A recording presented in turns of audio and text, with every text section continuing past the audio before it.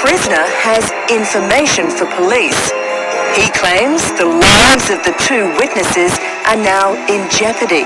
The prisoner claims a hit is going to be carried out by two men from Victoria. One, a convicted armed robber who was sentenced to 4 years jail. The other, a petty thief. They were going to be killed at closing time at their factory, and it was going to look like an armed robbery that had gone wrong.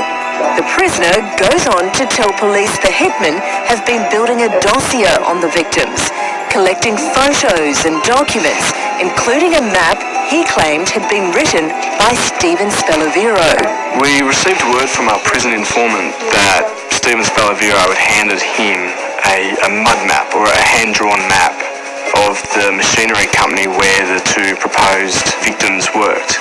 It's an explosive claim, and with two lives possibly at risk, police put the machinery company where the two men work under surveillance, just in case the alleged hitmen from Victoria turn up.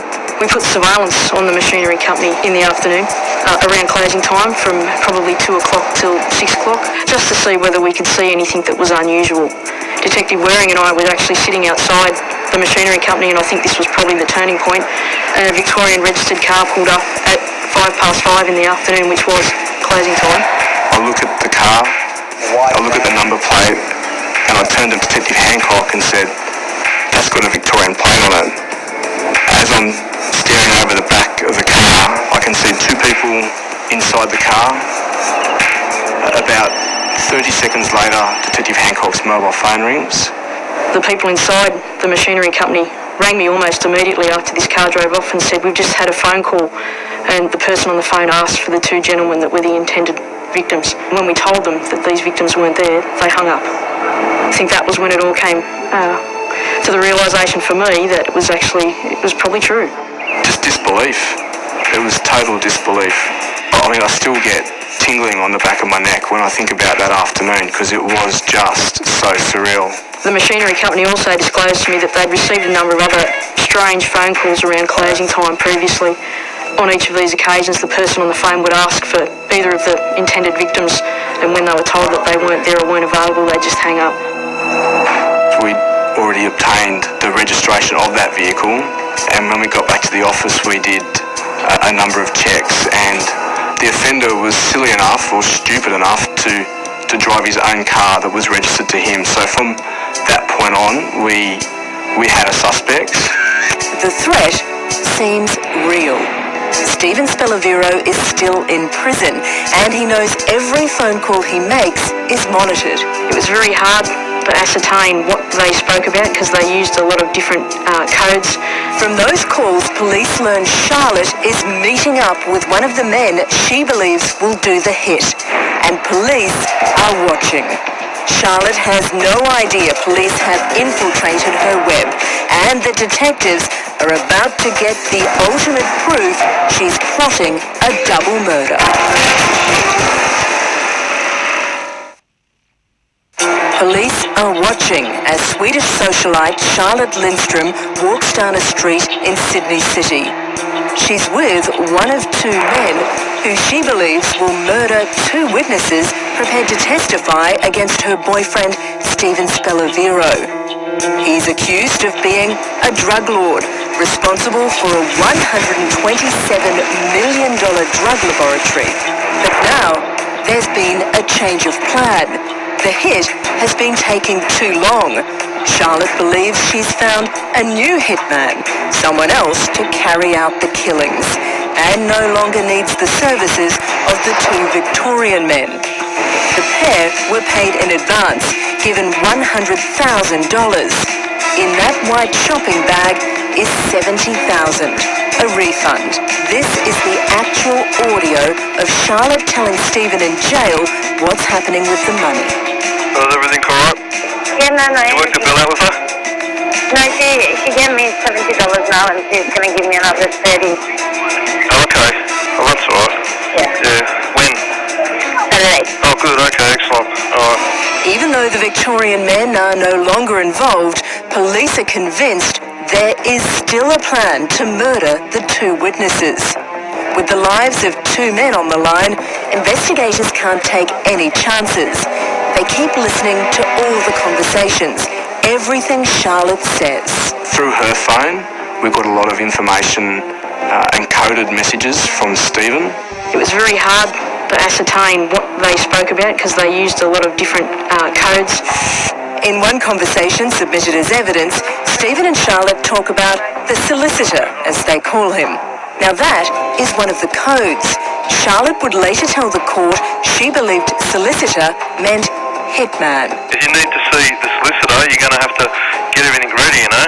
Yeah, well, it's ready as soon as it arrives in the mail. Okay, alright. Yeah, but I can't do more than wait for paperwork, and I'm seeing him today, so Okay. he's going to let me know what I need to do, so that's what we're going to do. Oh, you're going to call him later?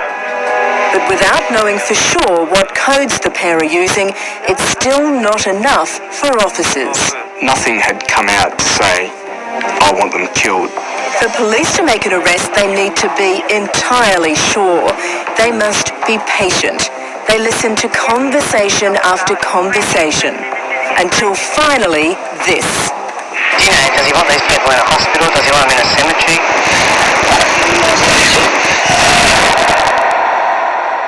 She said in the cemetery, so she wanted them killed. It was 100% confirmed for me that this was certainly going to happen. She was serious. She meant to kill the two witnesses. I was shocked that someone would just try and kill two completely innocent people that didn't even have a traffic ticket between them. I think you've got calls coming up pretty soon, so... She's quite willingly participating in it. She wanted those people killed. Police have no doubt Charlotte is conspiring to kill the men. And the enormity of organising the hit is taking its toll on the young socialite. She phones her lover Stephen in jail. How are you? I don't want to be here. Huh? I don't want to be here anymore. Where are you? I'm in the city. What's wrong, Ruby? This is funny. Huh? I don't think this is funny. Oh, no, honey, I'm sorry to put you through, but that's it now. Listen, I'm going to go, eh? I'll leave you Why? because you're upset. So you're going to leave me when I'm No, I'm just saying, you know, talking like... saying so I'm going to sit and cry by myself? Just keep it together, huh? Yeah, no, I just don't want to see those people, that's all. Just shut up. Talking rubbish about fucking... Shit, I don't know what you're talking about.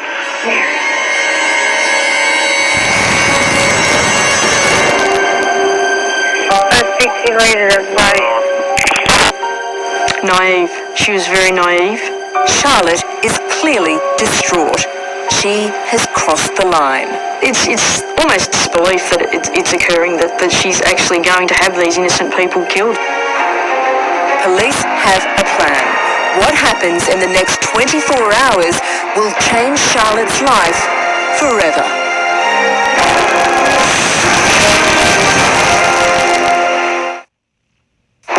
For months, police have been watching and listening as Charlotte Lindstrom plans a double murder. The targets, two witnesses whose damning evidence could send her boyfriend to jail for life. Police have heard Charlotte planning the contract killing.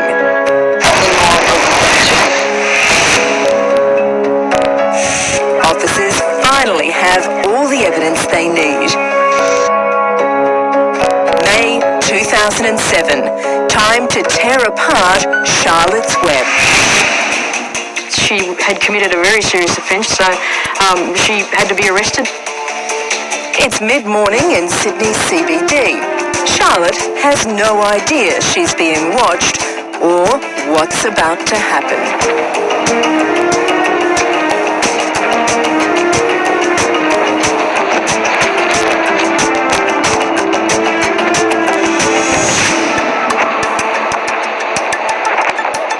Charlotte Lindstrom, arrested, handcuffed in broad daylight. The well-heeled Swedish beauty accused of organising a cold-blooded killing.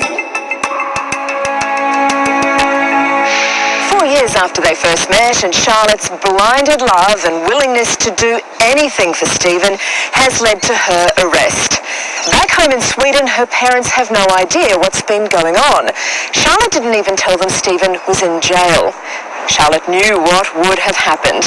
They never liked Stephen, and her parents would demand she come home. For love-struck Charlotte, that wasn't going to happen. She kept up the glamorous socialite facade, and just 1 week before her public arrest, Charlotte gloated to her mum about a new job in an upmarket restaurant. It was a journalist who told the Lindstroms their little girl had been arrested. With Charlotte in custody, police hit her fiancé Stephen Spelaviro's cell for any evidence linking him to the planned killings.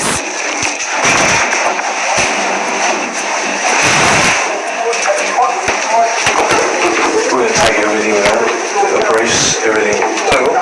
Yep. Total Australian diary. This was in the end tub with various food products. It's got various notes in it. In the front there, names and phone numbers.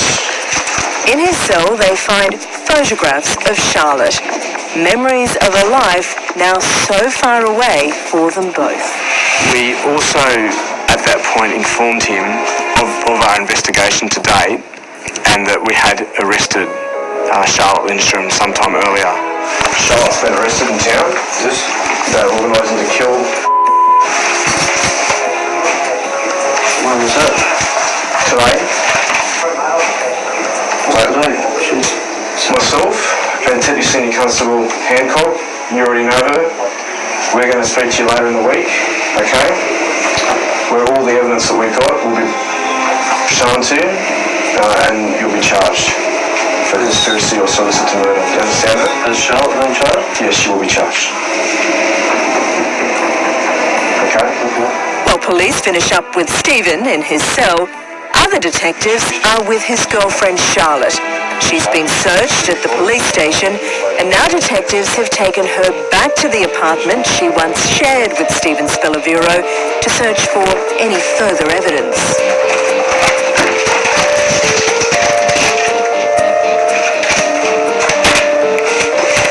First, more money.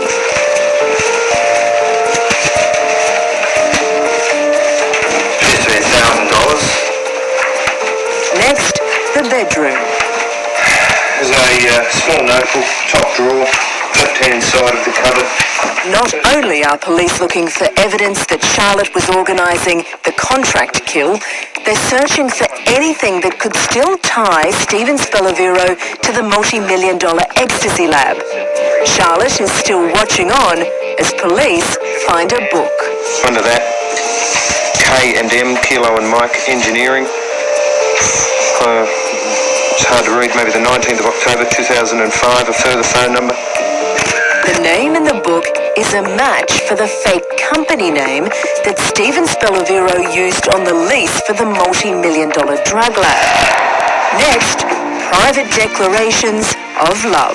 A 2-page handwritten note addressed to Charlotte. Begins just a short note to say hi and tell you how much I love you.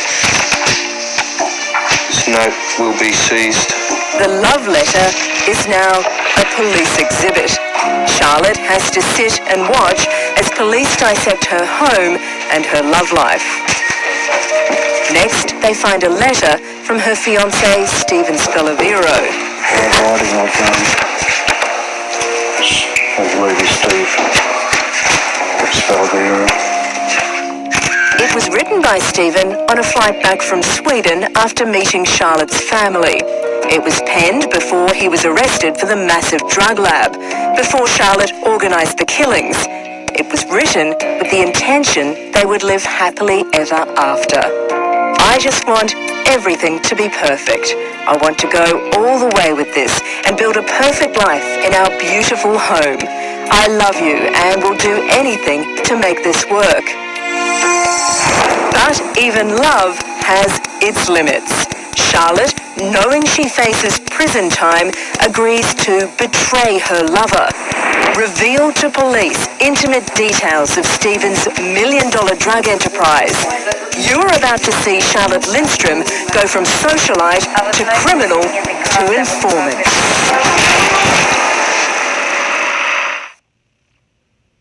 On a busy street in Sydney CBD, a young socialite, Charlotte Lindstrom, has been dramatically arrested by police.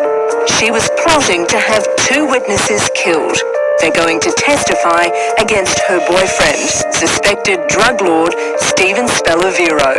Charlotte pleads guilty and, while awaiting sentencing, is jailed. Her boyfriend Stephen and the 2 alleged contract killers from Melbourne are also charged with conspiring to kill the 2 witnesses.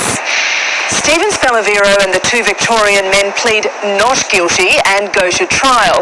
The jury has played footage of Charlotte organising the contract kill and hears the phone conversations between Stephen and Charlotte. But Stephen maintains he was just trying to discredit the witnesses, dig up dirt on them, not have them killed. He is adamant Charlotte acted alone. A jury agrees. After 48 hours of deliberation, Stephen Spellavero and the 2 men from Melbourne are found not guilty of organising a contract killing. Spelavero's lawyer issues a statement that while Charlotte acted on her own, Stephen acknowledged she was motivated by love. But police are not finished yet. Stephen Spellavero is still accused of being a drug lord. There's still the matter of the multi-million-dollar drug lab, and they have damning new evidence to bring him down. Charlotte has committed the ultimate act of betrayal. She's done a deal with police to give evidence against her former lover in the hope of a lighter sentence. Charlotte will spill the beans on Stephen's massive drug operation and not just the ecstasy lab at Riverstone. The assistance that she gave me and the statement that she gave me were brilliant and corroborated a large amount of evidence that I gathered in relation to the other drug labs that I ended up charging him with. Her memory and recollection of her time with Stephen Spellavero was spot on. I drove around Sydney with Miss Lindstrom in the car and took her to the addresses, and she explained where Mr. Spellavero had certain things set up, what things looked like, what they were doing, what he was doing. Handcuffed, Charlotte takes police to a number of different sites that at one time had been used by Spellavero. Charlotte, what can you tell me about this factory that we're at here? Maybe 2 minutes I was inside because Steve just wanted to show me the place, but I believe that was after he was doing the drugs when they were cooking it up. But it was to this lab I was cooking the food for them. Oh, okay. You recognise this address here, Charlotte? Have you been here before? Yes, I recognise the game. So you would have walked through this way, is that true? And yet another clandestine drug lab location. I think there was some type of things going on around there as well. Okay. And then I think the machinery was kind of in the area originally. Okay. What can you tell me about where Steve was going to set certain things up here? What did he explain to you when he was doing it? Well, he was talking about that he was going to get a fan to get out because the air was really bad and they had to wait for the closed door. Yeah. And then he was walking around that section up there with the sort of psychopaths in there, and also over there at the road. Swabbed the inside of the premises, and each of the premises had residue and traces of prohibited drugs on the walls and air conditioning vents, window sills. Because as you conduct the process, the chemicals bubble and evaporate and then come to rest on pieces of the furniture. So for me to take her there and for her to confirm that, and obviously offer to give evidence about her visits there with Steve, it allowed me to charge Spellavero with those extra labs. Every minute of footage is damning evidence against one of the biggest drug lords in Australia. Police are lining up all their evidence to bring down Stephen Spellavero. Charlotte's testimony, the evidence of the 2 witnesses that Charlotte was planning to have killed, and now a breakthrough, just when it couldn't get any worse for Stephen Spellavero. The fresh evidence that even he didn't see coming.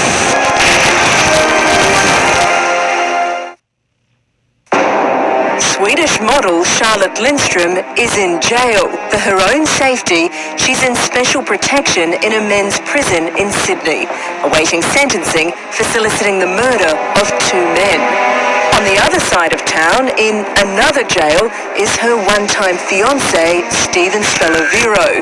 He's up on drug charges for a $127 million ecstasy lab. And police now have the final pieces of the puzzle. The ultimate proof, Stephen Spelavero was the drug lord responsible for the massive clandestine laboratory.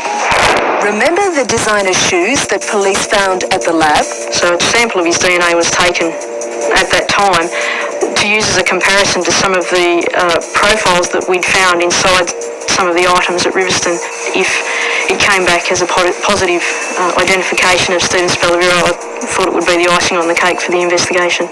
We determined that Mr. Spelavero had the same DNA profile as the DNA recovered from the Louis Vuitton shoe.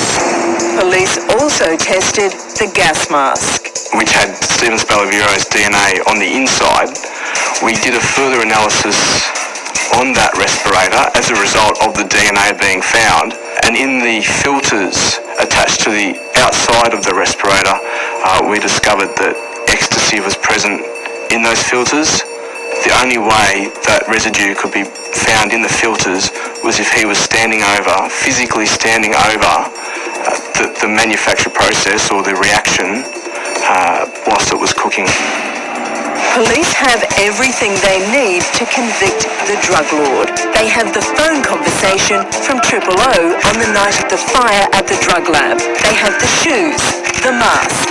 They have the testimony of 2 witnesses from a company that sells the equipment found in the lab.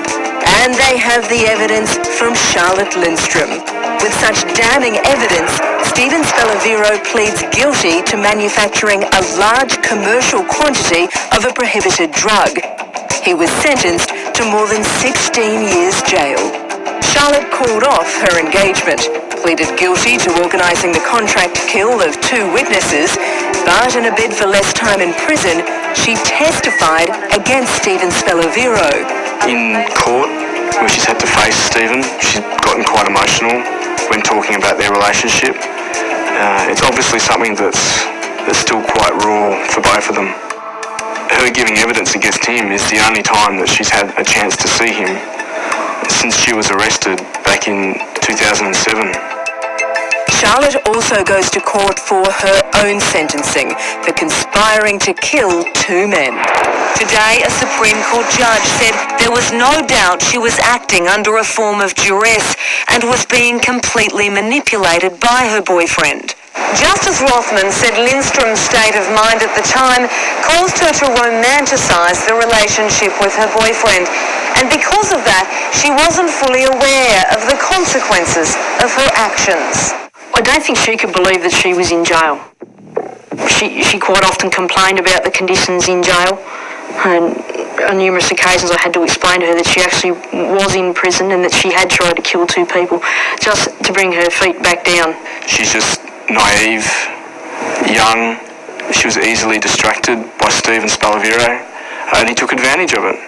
Miss Lindström has told us that she no longer has feelings for Stephen, and that she's received a couple of notes smuggled within the jail from him to her, which she's handed over to the police. And on those occasions, she said that she hasn't even read them. She doesn't want anything to do with him. Charlotte Lindström spent 3 years behind bars. Charlotte Lindström has been released from prison after serving 3 years. This is a spectacular story. Yeah, Charlotte's 25 now. She went into jail at 22. She's done 3 years. The family can't wait to have her back. Impressively, these are a very normal middle-class Swedish family, absolutely rocked by this. But they said it either destroys you or it makes you stronger. And her mother has rung Charlotte every day for the past 3 years in prison and got her through this. With her parents by her side, Charlotte went straight from prison to Sydney Airport and flew home to Sweden, still looking every bit the captivating socialite. He definitely still has some feelings for her, and I think sometimes when she speaks about Stephen, she's reserved with her feelings. She took home to Sweden baggage that cannot be packed or checked. Charlotte carried with her a lifetime of lessons learned.